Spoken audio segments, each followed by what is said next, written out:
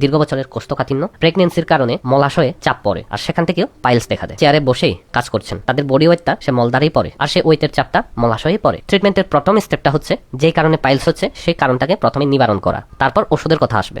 Piles বা অর্শরোগ এটা সাধারণত দু রকমের হয়, একটা হচ্ছে ইন্টারনাল পাইলস আর একটা হচ্ছে এক্সটার্নাল পাইলস। এক্সটার্নালটা মলদারের বাইরে ফর্ম হয় আর ইন্টারনালটা মলদারের ভিতরে মলাশয়ে ফর্ম হয়। এটা কিভাবে ফর্ম হয়? যাদের দীর্ঘ বছর ধরে কনস্টিপেশন বা কোষ্ঠকাঠিন্য আছে তাদের পায়খানা তো জেনারেলি শক্ত হয় আর পায়খানা করার সময় চাপ দিতে হয়, যার কারণে প্রতিদিন দীর্ঘ বছর ধরে মলাশয়ের ভিতরে যে স্কিনটা আছে সেখানে চাপ পড়ে আর শক্ত পায়খানাটা সেখানে ঘষে বাইরে বেরিয়ে আসছে। আর প্রতিদিন দীর্ঘ বছর ধরে ঘষে যাওয়ার কারণে প্লাস চাপ দেওয়ার কারণে ভিতরের স্কিনে যে রক্তনালীগুলো থাকে সেগুলো প্রদাহ হয়ে ফুলে যায় আর সেটাকেই গ্রেড 1 পাইলস বলা হচ্ছে। পাইলসের 4টা গ্রেড আছে। এই প্রথমে যখন প্রদাহ হয়ে ফুলে গেল সেটাকে গ্রেড 1। জেনারেলি এই সময় ব্যথা থাকে না, রোগীটা তেমন একটা বুঝতেই পারে না। আর সেই প্রদাহ হওয়া স্কিনটা যখন আরো ঘষে যায় কোনো একদিন ফেটে গিয়ে রক্ত বের হয় আর যখন সেই রক্তটা দেখে তখন রোগী বুঝতে পারে ভিতরে কিছু না কিছু একটা হয়েছে। আর যখন থেকে রক্ত আসা শুরু হচ্ছে সেটা গ্রেড 2 দিকে যাচ্ছে। জেনারেলি গ্রেড 2 পাইলসগুলো পায়খানা করার সময় সেটা বাইরে বেরিয়ে আসে আর যখন লোকটা দাঁড়িয়ে যায় তখন আবার অটোমেটিক্যালি ভিতরে ঢুকে যায়। এটাকে গ্রেড 2 পাইলস বলা হচ্ছে। আর সেগুলোতে বেশি চাপ পড়লে যে কোনো মুহূর্তে আবার ফেটে রক্ত আসতে পারে, তাই সব সময় পায়খানা নরম রাখতে হবে। আর গ্রেড 3 পাইলসের ক্ষেত্রে পাইলসগুলো তো বাইরে বেরিয়ে আসে কিন্তু নিজে নিজে ভেতরে ঢুকে যায় না, একটু হাত দিয়ে চেপে ভেতরে ঢুকিয়ে দিতে হয়। আর গ্রেড 4 পাইলসটা একদম বাইরেই ঝুলে থাকে সব সময়, সেটা খুব ব্যথা হয়। সেই থলথলে মাংসপিণ্ডগুলোর রক্তনালীর ভেতরে রক্ত জমাট বাঁধে, ব্যথা হয়, ইরিটেশন হয়, জ্বালা পোড়া হয়। আর এক্সটার্নাল পাইলসটা হচ্ছে মলদারের বাইরে স্কিনের রক্তনালীগুলোতে বেশি চাপ পড়লে দীর্ঘ বছর ধরে বাইরে সেই মাংসপিণ্ডটা ফর্ম হয়, সেটাকে এক্সটার্নাল পাইলস বলা হচ্ছে। আর বাইরে যেগুলো জেনারেলি ফর্ম হয় সেগুলো এমনি ব্যথাই থাকে। অনেকের ইন্টারনাল পাইলস আর এক্সটার্নাল পাইলস একসাথেও থাকে। তাহলে মেইন কারণটা হচ্ছে দীর্ঘ বছরের কোষ্ঠকাঠিন্য। আর অনেকের ক্ষেত্রে বডি ওয়েট বেশি হয়ে গেছে, মোটা পাই ভুগছেন। 15-20 বছর ধরে সে একটা চেয়ারে বসেই কাজ করছেন, তাদের বডি ওয়েটটা সে মলদারেই পড়ে আর সেখান থেকেও তাদের পাইলস হয়। আর অনেক মেয়েদের ক্ষেত্রে প্রেগনেন্সির কারণে মলাশয়ে চাপ পড়ে আর সেখান থেকেও পাইলস দেখা দেয়। আর অনেকের হয়তো কোষ্ঠকাঠিন্য নেই কিন্তু তারা জিমে গিয়ে ওয়েট লিফট করে, প্রতিদিনই জিমে যাচ্ছে, প্রতিদিনই ওয়েট লিফট করছে আর সে ওয়েটের চাপটা মলাশয়ে পড়ে আর সেখান থেকেও পাইলস হতে দেখা গিয়েছে। আশা করি পাইলসের সম্বন্ধে ধারণাটা ক্লিয়ার হলো। এবার আসি ট্রিটমেন্টে। ট্রিটমেন্টের প্রথম স্টেপটা হচ্ছে যেই কারণে পাইলস হচ্ছে সেই কারণটাকে প্রথমে নিবারণ করা, তারপর ওষুধের কথা আসবে। প্রথম নিয়মটা হচ্ছে পায়খানাকে নরম রাখা।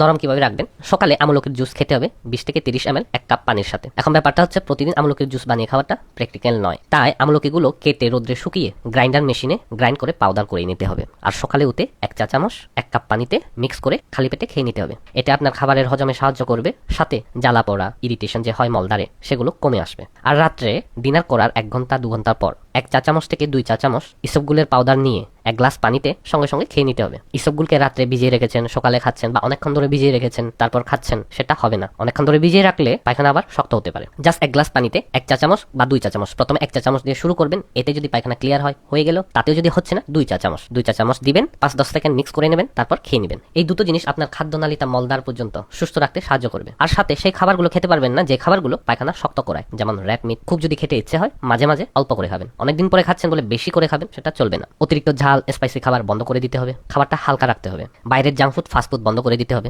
শসা, গাজর, লাউ, সবুজ রঙের শাকসবজি যত রকমের আছে এগুলো খেতে হবে বেশি বেশি করে, তাহলে আপনার পায়খানা নরম থাকবে। সাথে ডেইলি একটু ফিজিক্যাল এক্সারসাইজ, এটা হাঁটুন আর দৌড়ান করতেই হবে। অনেকের কি হয় খাদ্যনালীগুলো নরম চরণের ক্ষমতাটা হারিয়ে ফেলে, এর জন্য প্রতিদিন শরীরটাকে একটু এক্সারসাইজের মাধ্যমে নাড়াচাড়া করাতে হয়। আর ডেইলি 2.5 থেকে 3 লিটার পানি পান করতে হবে। পানি কম পড়লে পায়খানা শক্ত হয়ে যাবে। পায়খানাকে নরম রাখার জন্য পানি পর্যাপ্ত পরিমাণ মিনিমাম 2.5 থেকে 3 লিটার পান করতে হবে। এতে গ্রেড 1 পাইলসের রোগীরা অটোমেটিক্যালি সুস্থ হয়ে যাবেন। তারপর হোমিওপ্যাথিকের ওষুধ তো আছে, যেমন হিমামালিস, এসকুলাসিব, এলোসোকর্টিনা, লাইকোপোডিয়াম, নাক্স, সাইলিসিয়া, ক্যালকেরা কাপ ইত্যাদি। কিন্তু এই ওষুধগুলো ডিপেন্ড করে রোগীর উপর। হোমিওপ্যাথিতে রোগীর মেন্টাল সিমটম, ফিজিক্যাল ক্যারেক্টারিস্টিক্স এগুলো সব দেখতে হয়। তারপর ওষুধ সিলেকশন হয়। যে নিয়মগুলো বলে দিলাম সেই নিয়মগুলো মেনে চলুন, আপনি অটোমেটিক্যালি 70-80% সুস্থ থাকবেন। বাকিটা ওষুধটা কাজ করবে। আরেকটা জিনিস হচ্ছে যখনই বাথরুমে যাবেন চেষ্টা করবেন 10 মিনিটের মধ্যে বাথরুমটা সেরে চলে আসতে। মাঝে মধ্যে হয়তো 1-2 বার বেশি থাকতেও হতে পারে, বাট চেষ্টা করবেন যত তাড়াতাড়ি সম্ভব বেরিয়ে আসতে। কেননা যত বেশি সময় ধরে আপনি সেই পায়খানাতে বসে থাকবেন সেই পজিশনে তত বেশি চাপ পড়ে, যার কারণে ভালো হতে হতে আবার পাইলসগুলো আরো বেড়ে যায়।